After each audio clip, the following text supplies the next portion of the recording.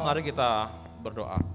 Bapak, kami bersyukur ada kesempatan untuk kami selalu datang ke hadirat-Mu untuk dipuaskan oleh Engkau, dikuatkan oleh Engkau, dan saat ini Tuhan kami juga punya kesempatan untuk boleh mendengar firman-Mu. Biarlah firman-Mu membuat kami semakin mengenal Engkau, pribadi Engkau dalam diri kami, dalam hidup kami, dan menolong kami untuk hidup bersama-sama dengan sesama umat-Mu ya Tuhan.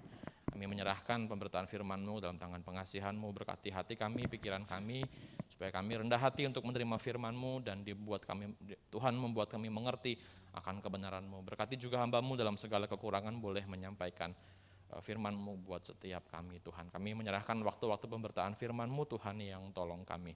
Dalam Yesus kami berdoa dan bersyukur, amin.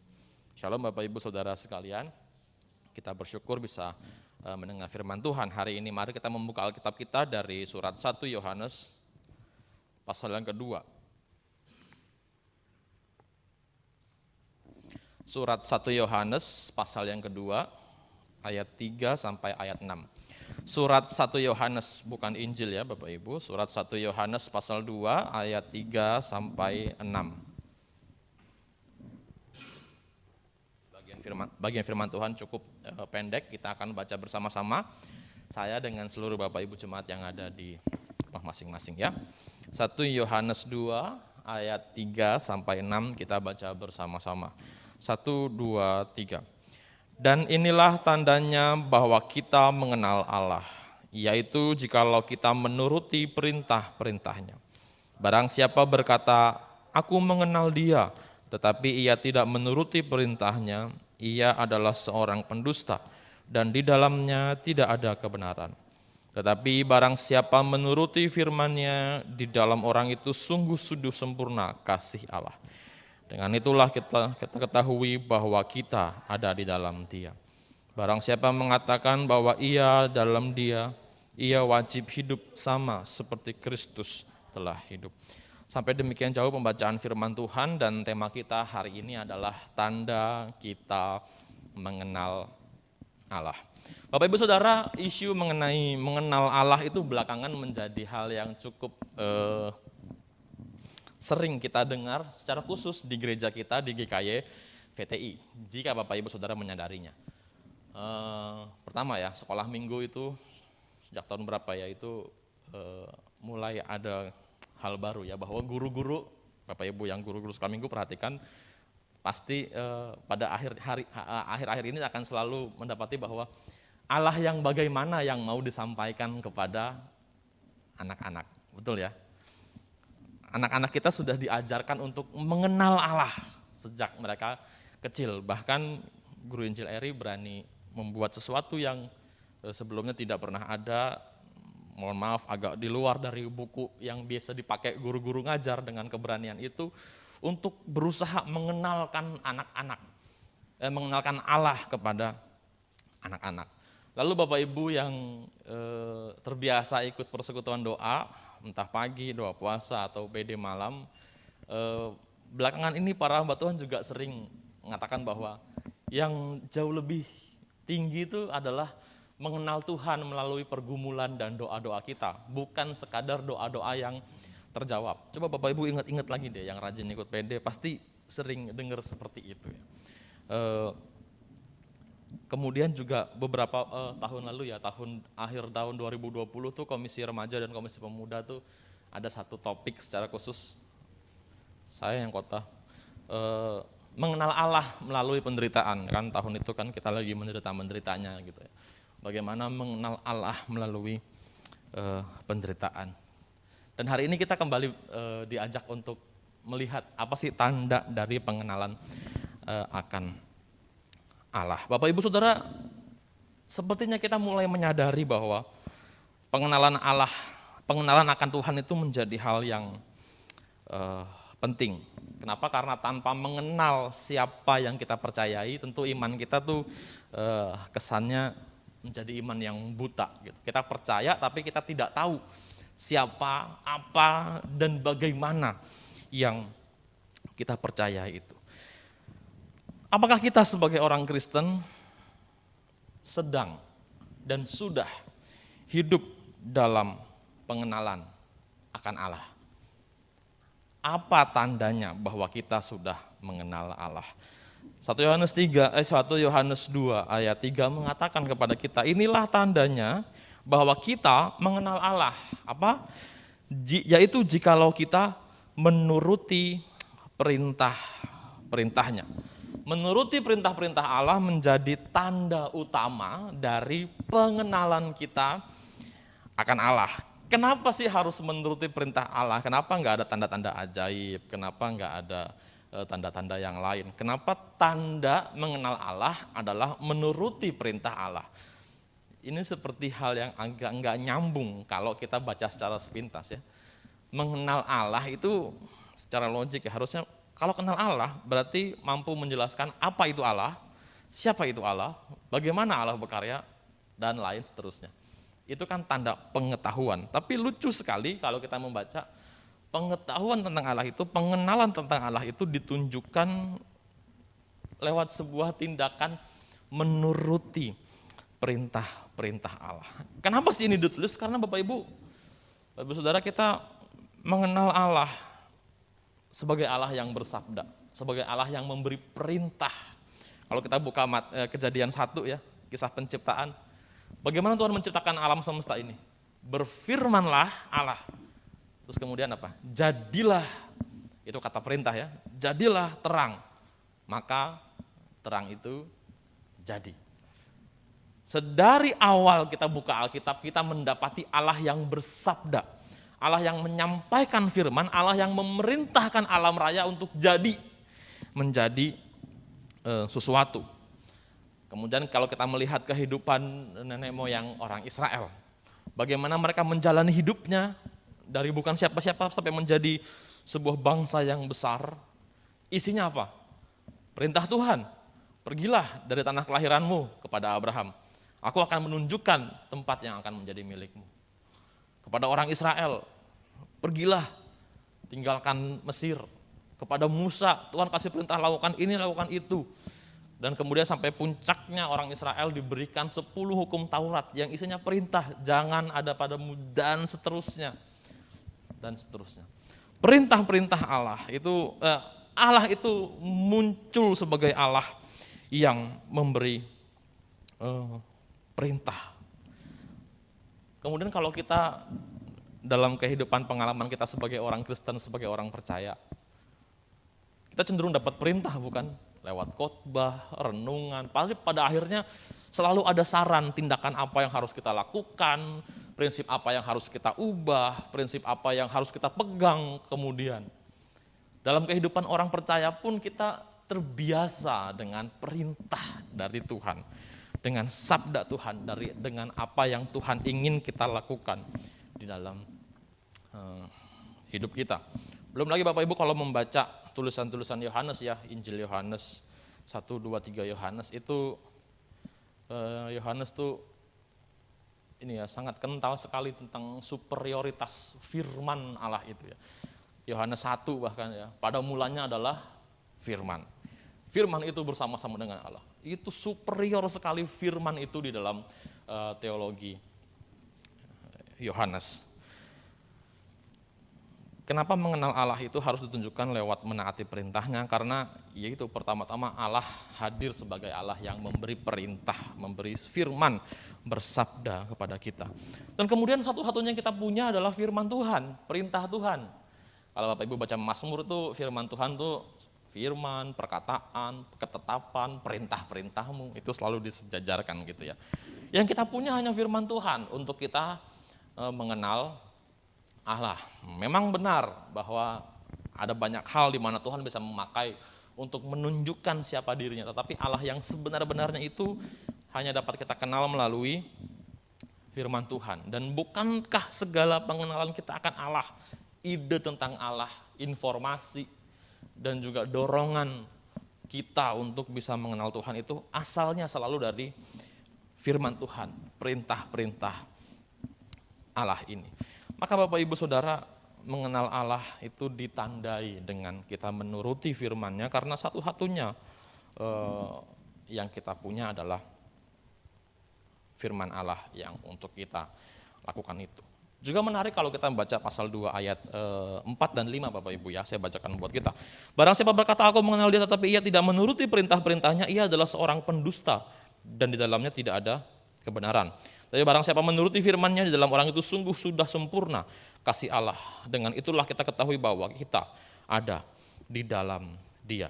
Bapak Ibu Saudara, menaati perintah Tuhan itu menjadi tolak ukur pengenalan akan Allah. Kenapa? Kalau kamu tidak menuruti firman Tuhan, firman Allah, perintah Allah, jangan sekali-sekali berani mengaku bahwa engkau adalah orang yang sudah mengenal Allah. Nah, Bapak Ibu Saudara, jika menuruti perintah Allah adalah tanda pengenalan akan Allah. Pertanyaan berikutnya, perintah yang mana? Ya, perintah yang mana yang menjadi tanda bahwa kita menuruti bahwa kita itu perintah yang mana yang harus kita lakukan untuk menunjukkan bahwa kita ini adalah orang yang mengenal Allah. Bapak Ibu, menarik sekali bahwa di dalam teks yang kita baca secara khusus dan tulisan Yohanes secara umum, 1 Yohanes secara umum, kata perintah itu selalu hadir dalam 2 bentuk ya. Yang pertama bentuk tunggal, yang kedua bentuk jamak. Kita bisa membacanya di ayat pasal 2 ayat 7 sampai 8. Saudara-saudara yang kekasih, bukan perintah baru, itu satu ya, tunggal. Yang kutuliskan kepada kamu, melainkan perintah yang lama, yang telah ada padamu dari mulanya. Perintah lama itu, dan seterusnya. 8, namun perintah baru juga yang tulis, dan seterusnya. Kata perintah itu muncul sebagai kata benda tunggal, yang cuma satu. Itu di pasal 2, ayat 7 sampai 8. Kemudian, pasal 3 ayat 23 itu juga tunggal Bapak Ibu Saudara ya. Pasal 3 ayat 23, dan inilah perintahnya itu, dan seterusnya. Bentuknya tunggal. Kemudian pasal 4 ayat 21. Dan perintah ini kita terima dari Dia, dan seterusnya. Itu juga bentuknya tunggal. Nah, perintah dalam 1 Yohanes ini yang muncul dalam bentuk tunggal, bukan perintah-perintah, tapi cuma perintah. Itu selalu merujuk kepada perintah Tuhan Yesus untuk mengasihi murid-muridnya. Perhatikan lagi tadi ayat yang saya ajak kita baca, pasal 2 ayat 7 sampai 8. Pasal 3 ayat 23 bagian akhir. Pasal 4 ayat 21. Inilah perintah itu, yaitu supaya, kalau nggak percaya kita baca ya. Pasal 2 ayat 7 sampai 8. Saudara-saudara yang kekasih, bukan perintah baru yang kutuliskan kepada kamu, melainkan perintah lama yang telah ada daripadamu dari mulanya. Perintah lama itu adalah firman yang telah kamu dengar. Namun perintah baru juga yang tulis kepadamu yang telah nyata benar dalam sebab dan seterusnya. Itu ada di kemudian di ayat 11. Tetapi barang siapa membenci saudara, ayat 10 sampai 11. Barang siapa mengasihi saudaranya ia tetap berada dalam terang. Ayat 11, tetapi barang siapa membenci saudaranya ia dalam kegelapan. Perintah di ayat 7 dan 8 itu merujuk kepada ayat 10 dan 11 untuk mengasihi saudara-saudara. Pasal 3 ayat 23 bagian akhirnya. Dan inilah perintah itu, supaya kita percayakan nama Yesus anaknya dan supaya kita saling mengasihi. Pasal 4 ayat 21. Dan perintah ini kita terima dari Dia, barang siapa mengasihi Allah, ia juga harus mengasihi sesamanya. Jadi kalau dalam surat 1 Yohanes, Bapak Ibu Saudara menemukan kata perintah yang tunggal, cuma satu, itu merujuk kepada perintah Tuhan Yesus untuk mengasihi murid-muridnya. Kalau dalam bahasa Inggris pakai the di depannya. Itu apa ya istilahnya, saya lupa. Jadi spesifik, perintah yang itu, yaitu untuk saling mengasihi. Ya, bukan perintah yang mana, enggak, tapi yang itu. Yaitu perintah untuk saling mengasihi. Tetapi di 1 Yohanes juga ada perintah yang hadir dalam bentuk kata benda yang jamak. Pasal 2 ayat 3 yang kita baca, itu jamak bukan?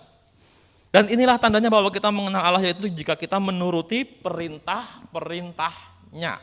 2 kali. Pasal 3 juga seharusnya jamak. Pasal 2 ayat 3 juga ayat 4 juga seharusnya jamak ya kalau diterjemahkan. Barang siapa berkata aku mengenal Dia tetapi ia tidak menuruti perintah-perintahnya, sebenarnya itu juga jamak dari bahasa aslinya. Kemudian pasal 3 ayat 22. Dan apa saja yang kamu minta menurutnya padanya, karena kita menuruti segala perintah-perintahnya. Itu juga sebenarnya jamak Bapak Ibu Saudara sekalian ya. Pasal 3 ayat 24. Barang siapa menuruti segala perintahnya. Berarti itu tidak ngomong tentang satu hal, tetapi semua hal. Semua perintah-perintahnya. Dan seterusnya pasal 5 ayat 2 sampai 3 itu juga ada jamak di sana dituliskan dengan jelas.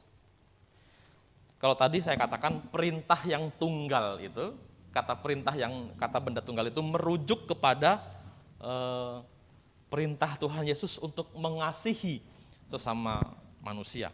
Maka perintah yang jamak itu merujuk kepada mana? Kepada apa? Apakah kepada hukum Taurat? Karena mereka orang Yahudi. Ya, karena mereka orang Yahudi, latar belakang orang Yahudi. Tampaknya ini bukan merujuk kepada hukum Taurat atau firman Tuhan secara umum. Kenapa? Karena Tuhan Yesus pada praktiknya itu sering mengecam para ahli Taurat. Orang yang sungguh-sungguh menuruti perintah-perintah Tuhan. Maka saya yakin ini tidak mengacu kepada firman Tuhan secara umum Bapak Ibu Saudara. Ini satu statement yang agak ini ya berbahaya juga gitu. Tadi dibilang ya tanda mengenal Allah itu menuruti perintahnya. Tapi kok Tuhan Yesus mengecam ahli Taurat yang terkenal sebagai orang-orang yang sangat hebat dalam menuruti perintah Tuhan. Apakah kemudian kita juga ya udah nggak usah ikutin perintah Tuhan, toh Tuhan mengecam. Tapi tadi dibilang tanda mengenal Tuhan adalah menuruti perintah Tuhan. Jadi perintah yang mana sih? Menarik Bapak Ibu Saudara, 1 Yohanes itu punya kekhususan ya. Kalau kita baca ayat 3 pasal 23. Mari kita baca sama-sama pasal 3 ayat 23. 1 Yohanes 3 ayat 23. Dan inilah perintahnya itu, supaya kita percaya akan nama Yesus Kristus anaknya, dan supaya kita saling mengasihi sesuai dengan perintah yang diberikan Kristus kepada kita. 1 Yohanes 2 pasal 3, 4, dan 5. Ini secara khusus merujuk kepada 1 Yohanes 3 ayat 23 itu. Yaitu perintah untuk percaya kepada Yesus dan mengasihi sesama manusia.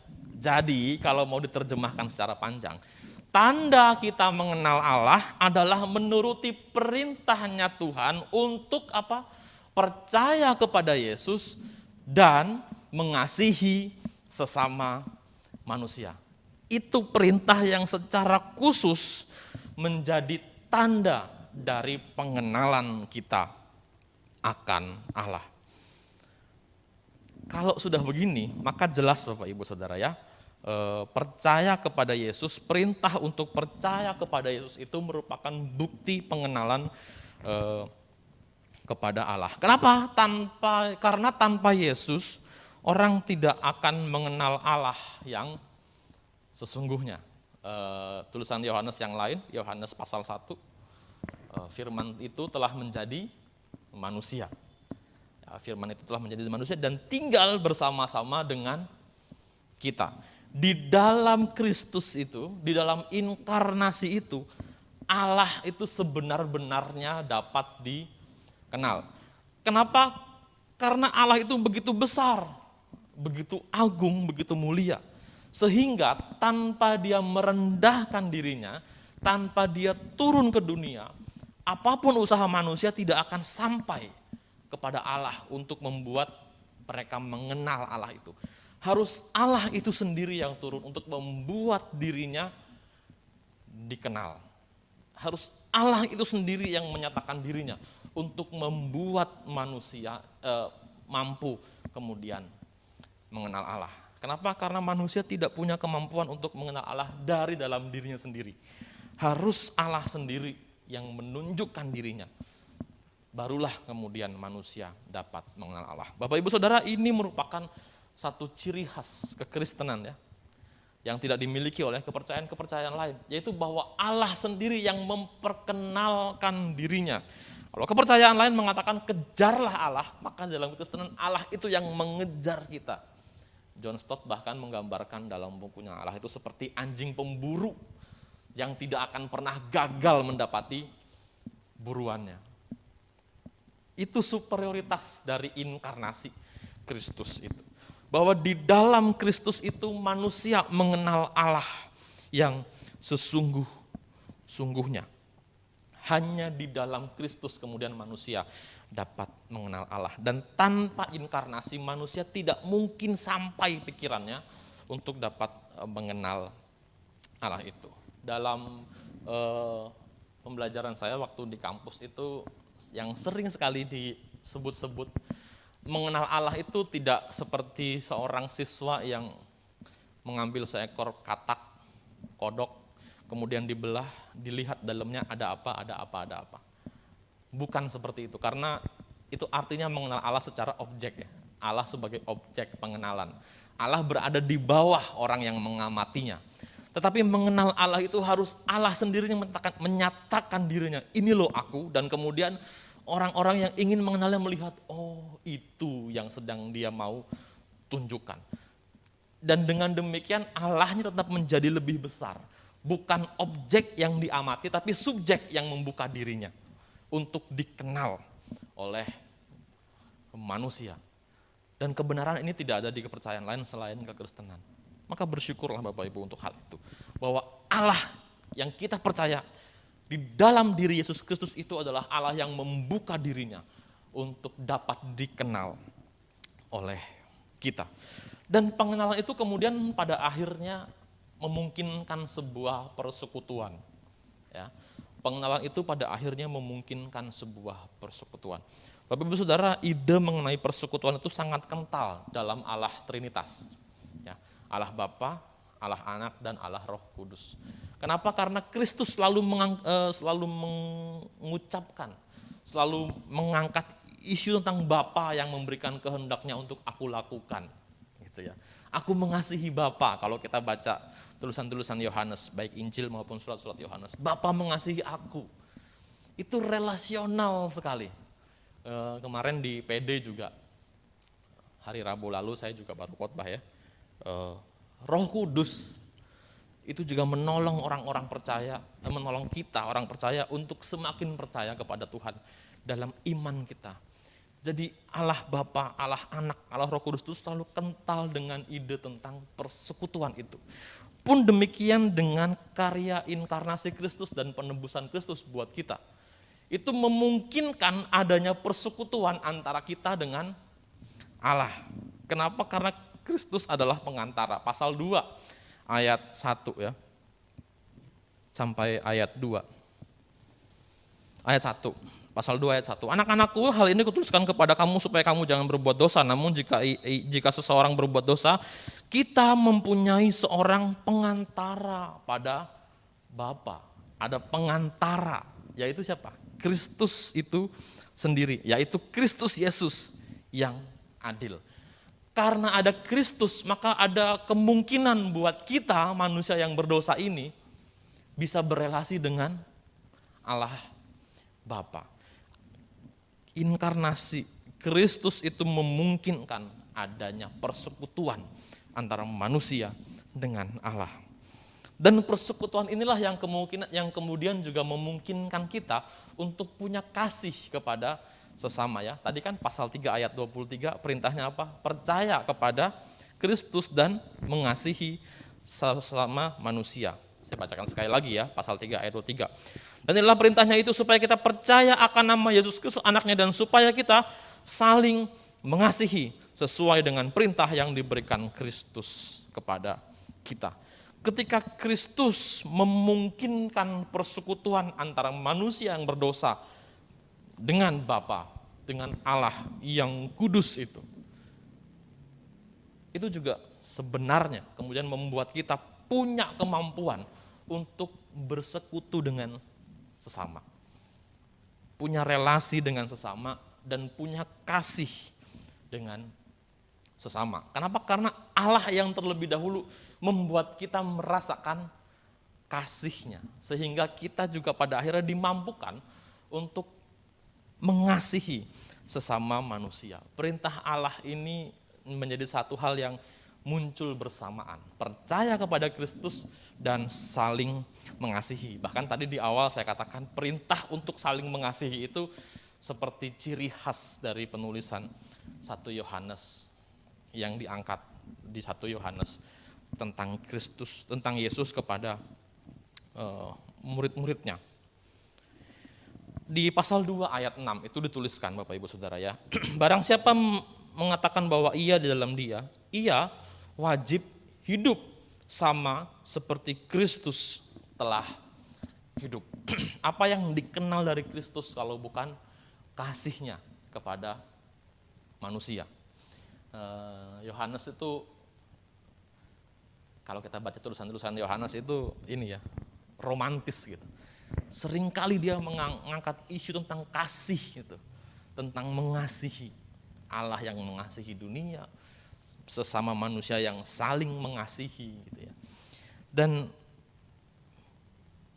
dia menulis di pasal 2 ayat 6 itu, ia wajib hidup, wajib ya, wajib hidup sama seperti Kristus telah hidup, yaitu wajib untuk hidup mengasihi sesama manusia. Bapak Ibu Saudara, pengenalan akan Allah itu ditandai dengan apa? Dengan percaya kepada Kristus dan kemudian mengasihi sesama manusia. Kenapa? Karena hanya di dalam Kristus Allah itu sebenar-benarnya dapat dikenal.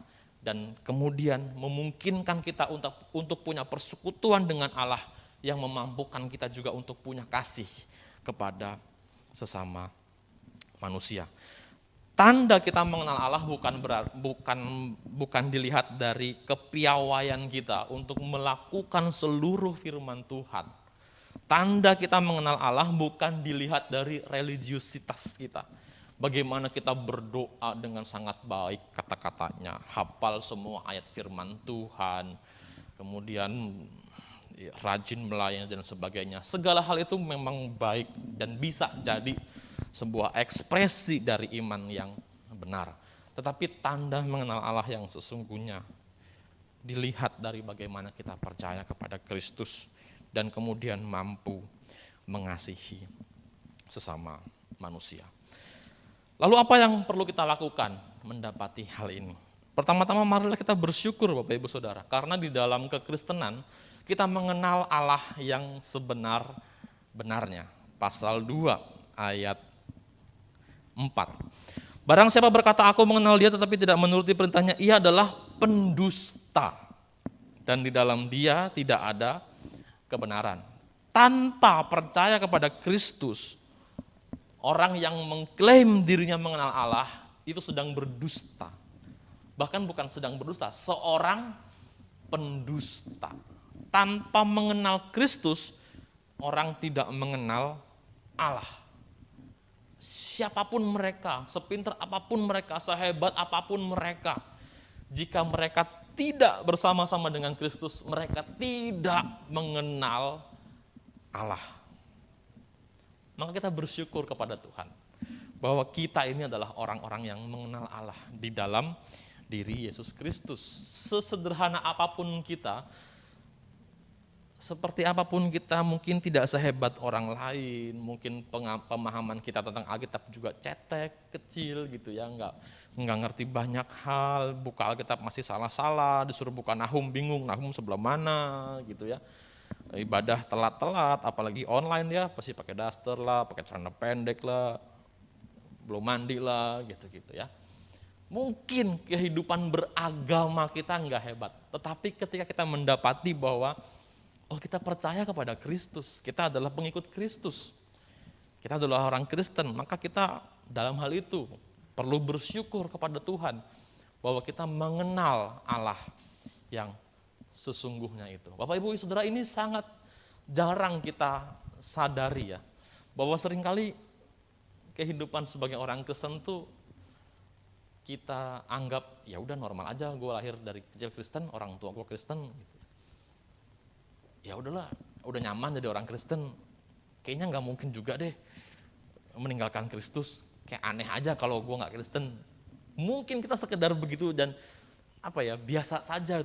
Tapi sesungguhnya di balik status kita sebagai orang Kristen itu ada satu fakta yang begitu besar, bahwa kita mengenal Allah yang begitu besar itu, yang tidak mungkin bisa dipahami oleh pikiran manusia.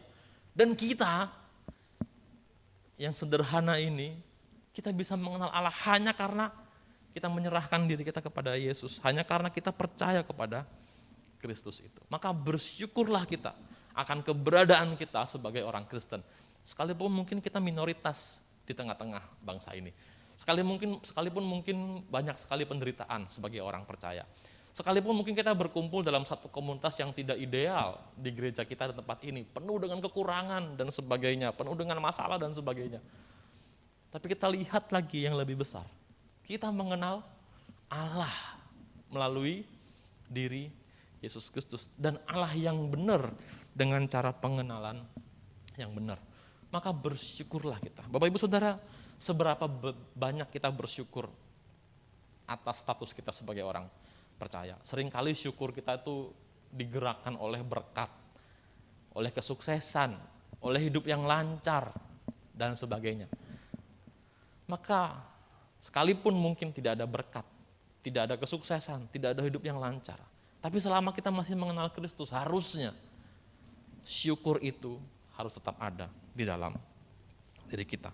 Bersyukurlah kita karena kita mengenal Allah dalam diri Yesus Kristus. Yang kedua, perkenalkan Kristus melalui perkataan, perbuatan, tindakan langsung mengabarkan Injil, melalui khotbah-khotbah yang disampaikan, bukan sekedar menyampaikan apa yang baik dan tidak baik, tapi perkenalkan Kristus, Allah yang bagaimana yang harus kita percaya melalui firman Tuhan yang hari ini disampaikan. Mohon maaf Bapak Ibu, kalau pengkhotbah hanya menyampaikan apa yang baik dan tidak baik, panggil saja motivator, jangan panggil pengkhotbah. Kalau mereka tidak memperkenalkan Allah kepada kita, itu bukan khotbah yang baik. Itu bukan khotbah yang benar, itu hanya menyampaikan apa yang baik secara moral saja, tanpa memperkenalkan Allah itu kepada kita. Perkenalkan Kristus dalam keseharian, tindakan langsung mengabarkan Injil maupun dalam pemberitaan firman Tuhan. Dan kemudian bangun persekutuan dengan Allah itu. Bapak Ibu Saudara, apapun yang dapat kita pahami tentang Allah, sehebat apapun kita mengerti isi firman Tuhan, sepintar apapun kita, selogik apapun pikiran kita memahami cara kerja Allah dalam dunia, seberapa hebatnya pun kita berteori tentang bagaimana Allah bekerja, seberapa hebat pun kita mengetahui kehendak Allah yang A, yang B, yang C, yang mana yang baik, mana yang tidak baik. Kalau kita tidak punya persekutuan rohani dengan Tuhan, tidak ada artinya. Sehebat apapun kita, pikiran kita, konsep kita tentang Allah, pengetahuan kita tentang firman Tuhan, hikmat kita dalam menjalani hidup ini, kalau kita tidak punya persekutuan dengan Allah secara pribadi, maka itu tidak ada artinya sama sekali. Tuhan tidak membutuhkan kepintaranmu, tapi Tuhan menginginkan engkau untuk selalu bersama dengan Dia, bersekutu dengan Dia. Bagaimana persekutuan kita dengan Allah hari-hari ini, Bapak Ibu Saudara? Apakah kita merasa cukup bahwa, oh saya tahu Tuhan senangnya begini-begini, oh saya tahu yang baik itu begini-begini, oh saya tahu kalau begini nggak sesuai dengan prinsip kekristenan. Itu semua baik, tapi bagaimana persekutuan dengan Allah? Maka mari bangun persekutuan dengan Tuhan. Kita tahu apa itu makna persekutuan, kita tahu apa itu makna relasi dengan Allah ya. Berdoa setiap hari, bercakap-cakap dengan Allah, merenungkan firman Tuhan setiap hari. Berbeda mengetahui dan merenungkan firman Tuhan, itu hal yang berbeda. Seorang hamba Tuhan bisa saja sangat pandai dalam menyampaikan, mengetahui seluk-beluk tentang firman Tuhan, tapi bisa saja di saat yang sama dia tidak punya persekutuan yang baik dengan Tuhan. Kalau kita mau lebih secara khusus dengan konteks tulisan-tulisan Yohanes ya, yang romantis itu, apakah kita dengan Tuhan juga seromantis itu? Apakah kita dengan Tuhan juga merasakan afeksi yang begitu kuat, tidak hanya sekedar kognitif? Apakah bersama dengan Tuhan kita merasakan bahwa, aduh kalau enggak berbicara dengan Tuhan, ada yang aneh dengan hidup ini, ada yang kurang dan lain sebagainya. Bersekutu dengan Tuhan, bangun persekutuan dengan Tuhan. Segala pengetahuanmu tentang kekristenan tidak akan pernah cukup tanpa persekutuan dengan Tuhan. Dan kemudian kasihi sesamamu manusia. Iman yang sesungguhnya itu adalah iman yang dapat dilihat dari perbuatan-perbuatan. Kenapa? Karena setiap perbuatan itu cenderung mencerminkan apa yang ia percayai. Ya, setiap perbuatan itu selalu mencerminkan kepercayaan seseorang. Set of act itu selalu mencerminkan set of belief seseorang. Kita nggak mungkin bertindak tanpa kita terlebih dahulu percaya akan sesuatu ya. Kita percaya bahwa kalau kita makan kenyang maka kita akan makan ya. Begitu dan seterusnya Bapak Ibu Saudara. Kasihilah sesama manusia. Karena di dalam diri Kristus itu ada kasih. Dan kalau kita percaya kepada Kristus yang Allah yang mengasihi itu, maka tidak mungkin kita tidak mengasihi manusia. Bapak Ibu Saudara, marilah kita mengenal Allah. Bukan sekedar tahu tentang Allah dari firman Tuhan yang kita baca. Bukan sekedar tahu kehendak Allah dari pemahaman pikiran kita. Tetapi marilah kita mengenal Allah dengan percaya kepada Kristus Yesus, satu-satunya wahyu Allah yang benar, dan membangun persekutuan dengan Allah hari lepas hari, serta menunjukkan pengenalan Allah itu dengan mengasihi sesama manusia. Jika hal ini ada dalam diri kita, maka bersyukurlah kita karena kita sedang berada di jalur yang tepat untuk mengenal Allah dalam hidup kita. Biarlah firman Tuhan ini menguatkan kita, menolong kita untuk hidup seturut dengan kehendak Tuhan. Mari kita berdoa.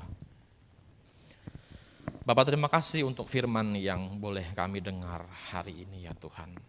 Kami rindu, kami bisa bersyukur kepadamu karena kami punya Allah yang benar. Karena di dalam Yesus Kristus kami mengenal Allah yang benar. Terima kasih Tuhan karena kami adalah segelintir orang yang beruntung itu, yang kepada kami Engkau datang untuk membuka dirimu, sehingga kami mengenal Allah yang benar. Biarlah ini menjadi penghiburan buat kami sebagai orang yang mungkin kelompok minoritas di tengah bangsa kami yang sering kali menderita.